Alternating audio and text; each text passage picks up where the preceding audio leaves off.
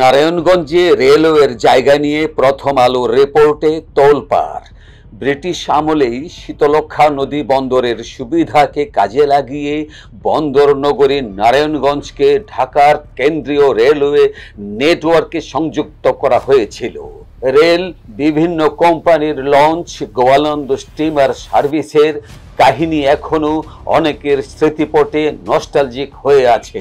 বাংলাদেশের পূর্ব পশ্চিমাঞ্চলের সঙ্গে উত্তর দক্ষিণাঞ্চলের সহজ যোগাযোগের জন্য গুরুত্বপূর্ণ কানেক্টিং পয়েন্ট ছিল বন্দরনগরী নারায়ণগঞ্জ, যাকে বলা হতো আন্তঃজেলা ট্রান্সপোর্ট নেটওয়ার্কের চক্রনাভি, হার্ট পয়েন্ট। উল্লেখ্য, শীতলক্ষ্যার পূর্ব পারে অভ্যন্তরীণ নৌ পরিবহন কর্তৃপক্ষ ভবনের উত্তর পাশে লঞ্চ ও দক্ষিণ পাশে স্টিমার টার্মিনালের অস্তিত্ব ইতিহাসের সাক্ষী হয়ে এখনো টিকে আছে।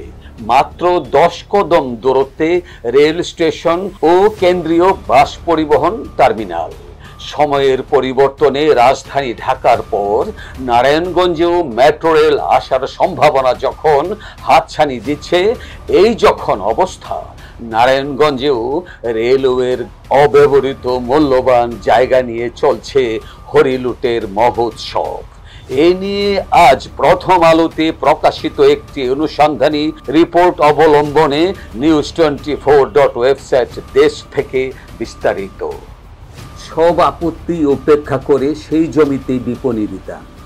প্রথম আলোর আজকের বটম লিড স্টোরি নারায়ণগঞ্জের মানুষের মুখে মুখে।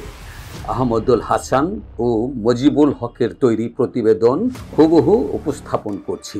সুপ্রিয় দর্শক, নারায়ণগঞ্জের মানুষের সহজ যাতায়াতের জন্য প্রকল্প নিতে বাংলাদেশ রেলওয়ের একটি জমি নির্ধারণ করা আছে অনেক বছর আগে থেকে, কিন্তু মানুষের সুবিধার কথা বিবেচনায় না নিয়ে সেই জমিতে বিপণী বিতান তৈরি করছে বাংলাদেশ রেলওয়ে কর্মচারী কল্যাণ ট্রাস্ট।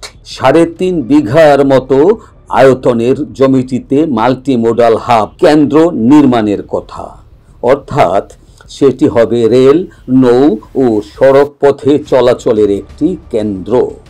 সেই জমিতে বিপণী বিতান তৈরি হলে রেলওয়ে কতটা লাভবান হবে, রেলওয়ে কর্মচারী কল্যাণ ট্রাস্ট কি কি সুবিধা পাবে, দোকানগুলো কত টাকায় বরাদ্দ দেওয়া হবে, তা নিয়ে আনুষ্ঠানিকভাবে কেউ কথা বলতে রাজি হননি।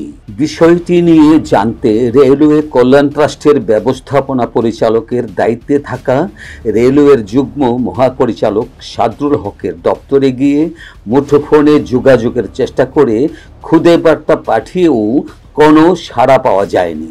অবশ্য রেলওয়ে ও ঠিকাদার সূত্রের দাবি, বিপণী বিতানের 80 বর্গ ফুটের প্রতিটি দোকান থেকে রেলওয়ে ক্ষতিপূরণ বাবদ পাবে 1,41,000 টাকা। কর্মচারী কল্যাণ ট্রাস্ট বছরে ভাড়া পাবে মাত্র 16,000 টাকা। মোট দোকানের অর্ধেক বরাদ্দ পাবেন রেলওয়ে কর্মচারী কল্যাণ ট্রাস্টের সদস্যরা, বাকি অর্ধেক পাবে নারায়ণগঞ্জের ক্ষুদ্র ব্যবসায়ীদের একটি সমিতি। যদিও একটি দোকান 25-30 লাখ টাকায় বরাদ্দ দেয়া হচ্ছে বলে অভিযোগ রয়েছে। জমিটি নারায়ণগঞ্জ রেল স্টেশনের ঠিক পূর্ব পাশে। এই জমি মাল্টিমোডাল পরিবহন হাব নির্মাণের জন্য নির্ধারণ করা আছে রাজধানী উন্নয়ন কর্তৃপক্ষের রাজকের বিশদ অঞ্চল পরিকল্পনায়, ডাব। ঢাকা পরিবহন সমন্বয় কর্তৃপক্ষের সংশোধিত কৌশলগত পরিবহন পরিকল্পনায়ও RSTP 2022-35 একই প্রস্তাব করা হয়েছে। আবার নারায়ণগঞ্জ সদর ও বন্দরকে সংযুক্ত করতে শীতলক্ষ্যা নদীর উপর কদম রসুল সেতু নির্মাণ প্রকল্পে সড়ক প্রশস্ত করতে রেলওয়ের ওই জমির কিছু অংশ অধিগ্রহণ করার কথা। জনগণের জন্য গুরুত্বপূর্ণ ওই জমি রেলওয়ে কল্যাণ ট্রাস্টকে বিপণী বিতান করার জন্য বরাদ্দ দেওয়া নিয়ে ক্ষুব্ধ স্থানীয় লোকজন। বিপণী বিতান নির্মাণের চেষ্টা চলছিল 1 যুগ ধরে। 2012 সালে বিপণী বিতান নির্মাণের উদ্যোগ নেওয়া হলে স্থানীয় বাসিন্দারা আন্দোলনে নেমেছিলেন। প্রতিবাদের মুখে তখন বিপণী বিতান নির্মাণের কাজ বন্ধ হয়। তবে 2022 সালের আগস্টে বিপণী বিতান নির্মাণ কাজ আবার শুরু হয়। সরেজমিনে 4 মে দেখা যায় বিপণী বিতানটির একটি ভবনের ছাদ ঢালাইয়ের কাজ চলছে। নারায়ণগঞ্জ সিটি কর্পোরেশন বিপণী বিতান নির্মাণ নিয়ে আপত্তি তুলেছে। সেখানে বিপণী বিতান হলে জনস্বার্থ বিঘ্নিত হওয়ার আশঙ্কার কথা জানিয়ে সরকারের বিভিন্ন দপ্তরে দফায় দফায় চিঠিও দিয়েছে তারা। সর্বশেষ গত 25 ফেব্রুয়ারি বিপণী বিতান নির্মাণ বন্ধের জন্য প্রয়োজনীয় ব্যবস্থা নেওয়ার অনুরোধ জানিয়ে রেলমন্ত্রী জিল্লুল হাকিমকে চিঠি দেন নারায়ণগঞ্জ সিটি কর্পোরেশনের মেয়র সেলিনা হায়াত আইভী। চিঠিতে মেয়র বলেন, ড্যাপ ও কৌশলগত পরিবহন পরিকল্পনায় মাল্টিমোডাল পরিবহন হাব নির্মাণের প্রস্তাবিত জমিতে বিপণী বিতান তৈরি ইমারত নির্মাণ বিধিমালার লঙ্ঘন। যেভাবে বিপণী বিতান তৈরি করা হচ্ছে সেটি অবৈধ। মেয়রের চিঠির পরও কোনো ধরনের ব্যবস্থা নেয়নি রেলপথ মন্ত্রণালয়। নিউজিল্যান্ডে থাকা মেয়র সেলিনা হায়াত আইভী গত সোমবার মুঠোফোনে প্রথম আলোকে বলেন, যে জমিতে জনগণের জন্য একটি প্রকল্প হবে সেখানে কোনোভাবে বিপণী বিতান করতে দেওয়া উচিত নয়। তিনি নিউজিল্যান্ড থেকে ফিরে রেলমন্ত্রীর সঙ্গে বিষয়টি নিয়ে কথা বলবেন। চিঠি পাননি, দাবি মন্ত্রীর। রেলওয়ের জমিতে যে বিপণী বিতান নির্মাণ করা হচ্ছে সেটির নাম দেওয়া হয়েছে Narayanganj shopping complex 3। City corporation নির্মাণ কাজ বন্ধে রেলমন্ত্রীকে যেমন চিঠি দিয়েছে তেমনি চিঠি দেওয়া হয়েছে রাজধানী উন্নয়ন কর্তৃপক্ষকেও।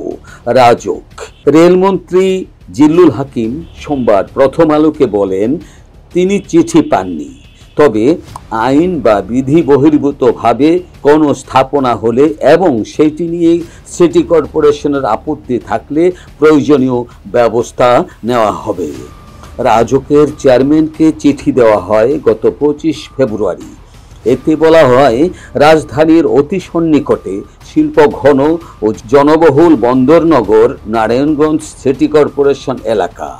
এর আয়তন মাত্র 72.43 বর্গ কিলোমিটার। এখানে প্রায় 20 লাখ লোক বসবাস করেন।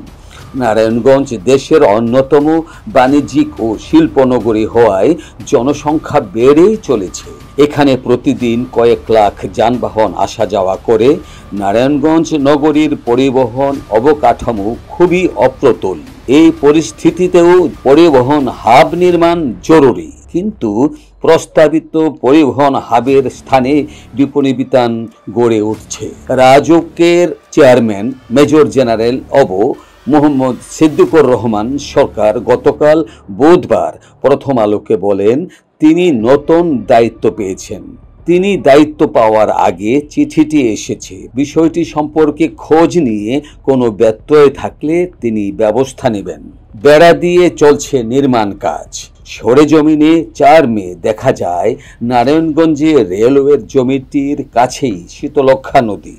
জমির আশেপাশে বেশ কয়েকটি সড়ক, পাশেই রেল স্টেশন। সব মিলিয়ে জমিটি নৌ পরিবহন ও রেলপথের কেন্দ্র করার জন্য সবচেয়ে উপযুক্ত। জমিটি পড়েছে নারায়ণগঞ্জ সিটি কর্পোরেশনের 15 নম্বর ওয়ার্ডের মধ্যে। এই ওয়ার্ডের কাউন্সিলর অসিত বরণ বিশ্বাস প্রথম আলোকে বলেন, আশেপাশে কোনো খালি জমি নেই যে সেখানে মাল্টিমোডাল পরিবহন হাব করা যাবে। এখন বিপণী বিতান নির্মাণ করা হলে মাল্টিমোডাল পরিবহন হাব করার সুযোগ থাকবে না। এটা নারায়ণগঞ্জের জন্য বড় ক্ষতির কারণ হবে। তিনি বলেন, আমাদের আপত্তি উপেক্ষা করে জমিটিতে প্রভাবশালীদের স্বার্থে বিপণী বিতান করা হচ্ছে। রেলওয়ের জমিটিতে টিনের বেড়া দিয়ে ঘিরে ভেতরে নির্মাণ কাজ চলে। গিয়ে দেখা যায় জমিটির একটি অংশে একটি ভবন নির্মাণ করা হচ্ছে। একাংশে ছাদ ঢালাই শেষ, বাকি অংশের কাজ চলছে। নির্মাণাধীন ভবন সংলগ্ন কক্ষে ছিলেন এক ব্যক্তি।